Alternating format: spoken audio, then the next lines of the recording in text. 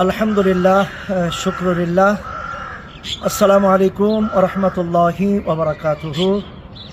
দীর্ঘ প্রতীক্ষার এবং প্রত্যাশার পরে আল্লাহ সুবহানাহু ওয়া তাআলা আযজা ওয়া জাল্লা আজকে 8 এপ্রিল বাইতুল মুকাদ্দাস আকসাতে আমরা উপস্থিত হয়েছি। আজকে ফজরের নামাজও আদায় করেছি ইনশাআল্লাহ, এবং অলরেডি আকসার ময়দানে আমরা দাঁড়িয়েছি।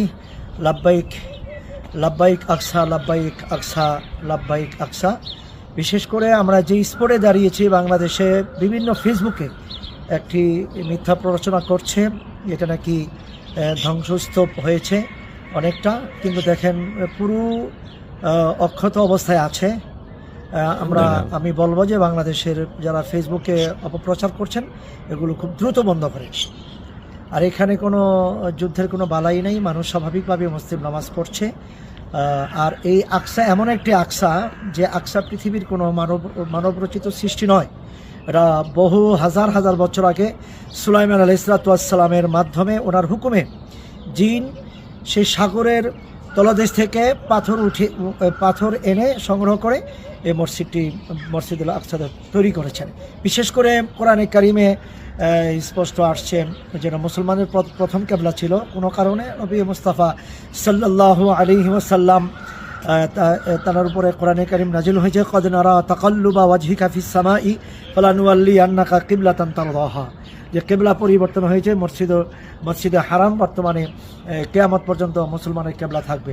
বিশেষ করে এই মসজিদে আকসা সম্পর্কে কোরআনে কারিমে সবে মেরাজের রজনীতে আল্লাহ পাক কোরআন কারিমে সূরা বনী ইসরাঈলে বলেছেন, সুবহানাল্লাযী আসরা বিআবদিহি লাইলা মিনাল মাসজিদিল হারাম ইলাল মাসজিদিল আকসা। আর এই মেরাজ রজনীতে এখানে নবী পাক সাল্লাল্লাহু আলাইহি ওয়াসাল্লাম বরাকের মাধ্যমে এসেছিলেন, এবং নবী পাক সরকারে কায়নাত 1,24,000 পয়গম্বরকে পেছনে রেখে তিনি নামাজের ইমামতি করেছিলেন। এবং নামাজ শেষে সকল নবী আলাইহিস সালাম দাঁড়িয়ে বলেছিলেন, আসসালাতু ওয়াসসালামু আলাইকা ইয়া ইমাম আল মুরসালিন। নবীজিকে বাদশাহ, ইমাম, প্রেসিডেন্ট হিসাবে সকল নবী মেনে নিয়েছেন। বিশেষ করে এখানে নবী পাক সাল্লাল্লাহু আলাইহি ওয়াসাল্লামের কদম মোবারক পড়েছেন, এবং 1,24,000 পয়গম্বরের কদম মোবারক পড়েছে। বিশেষ করে প্রত্যেকটি পাথরে পাথরে সূরা ইয়াসিন লেখা ছিল।